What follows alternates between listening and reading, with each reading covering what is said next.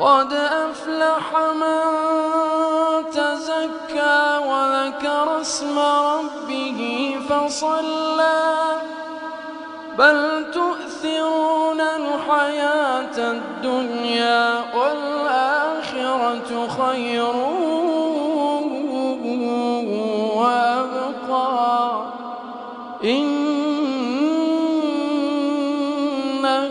هذا لفي الصحف الأولى صحف إبراهيم وموسى.